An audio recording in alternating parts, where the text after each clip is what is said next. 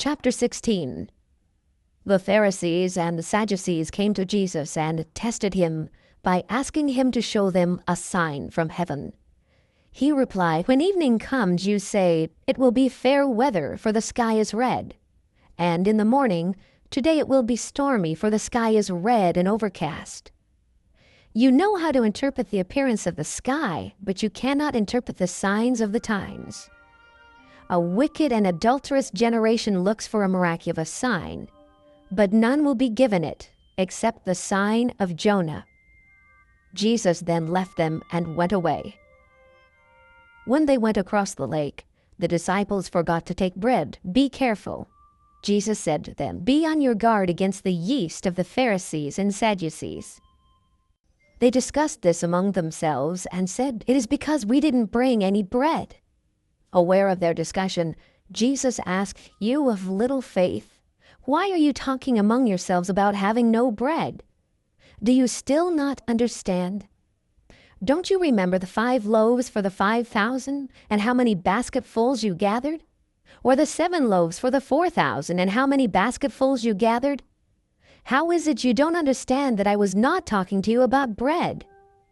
But be on your guard against the yeast of the Pharisees and Sadducees."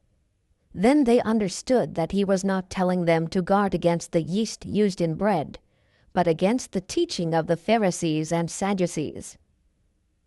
When Jesus came to the region of Caesarea Philippi, he asked his disciples, "Who do people say the Son of Man is?" They replied, "Some say John the Baptist, others say Elijah, and still others Jeremiah or one of the prophets. But what about you?" he asked. "Who do you say I am?" Simon Peter answered, "You are the Christ, the Son of the living God." Jesus replied, "Blessed are you, Simon, son of Jonah, for this was not revealed to you by man, but by my Father in heaven. And I tell you that you are Peter, and on this rock I will build my church, and the gates of Hades will not overcome it.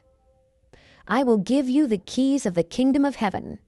Whatever you bind on earth will be bound in heaven, and whatever you loose on earth will be loosed in heaven." Then he warned his disciples not to tell anyone that he was the Christ. From that time on, Jesus began to explain to his disciples that he must go to Jerusalem and suffer many things at the hands of the elders, chief priests, and teachers of the law, and that he must be killed, and on the 3rd day be raised to life. Peter took him aside and began to rebuke him. "Never, Lord," he said, "this shall never happen to you." Jesus turned and said to Peter, "Get behind me, Satan.